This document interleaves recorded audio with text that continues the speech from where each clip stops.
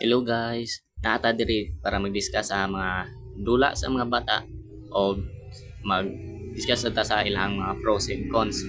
So ang kining jumping jacks mabuhatan ni sa mga bata tungod kay sa mga kunay mga daghang rason. Na ako duha ka rason nganong gibuhat nila.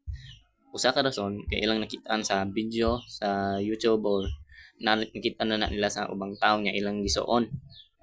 Nya ang pros ani kay makuanay o warm up ilang lawas before sila magduwa nga ma-engage ilang muscle.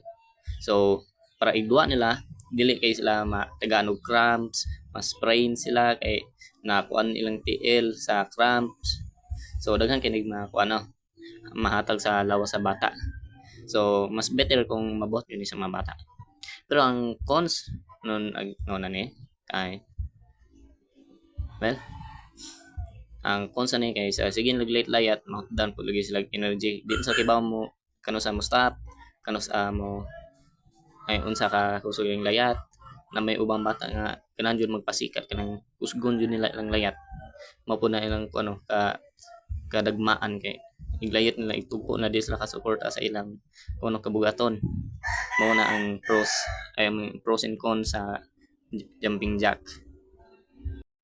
Indot sa sa mga bata kay magamit ni nila sa ilang pagtuwa kay ang pag jumping jacks kay di ba pagingon ako kay ganina kay makatabang man ni sa pag-engage sa lawas sa pagduwa nila so dili sila maigo sa mga cramps or unsa pa na. So mao na patunan siya nga mahuman siya great layat. So ang tawag ning duha guys kay flying saucer. Ang pros aning duha ani kay sa kanay ang coordination sa lawas sa bata o senses o ilang decision making kanay nganong body coordination kay kailangan nila makuha nilang lawas para malihayan ang chinilas nya sa senses para makuha matraining nila ilang senses ani kay may para makibaw sila kung asa pa doon ang chinilas para di sila maigo og sa kanay decision making mao sana kay ang mga bata nga nagtira kay kailangan ilang suwayan og maigo ang naglihalihay while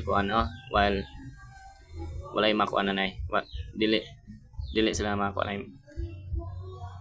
dili sila mapasahan sa tawag na di sila mapasahan sa kuha na chinilas nya ang cons pod lagi ani kay depende kung unsa gigamit na chinilas maigo gi sila sa kanang chinilas sa naong magdugo pod mao na ang kung magtuser gi mo hinihinay na lang mo labay sa chinilas or pangita mo soft na chinilas.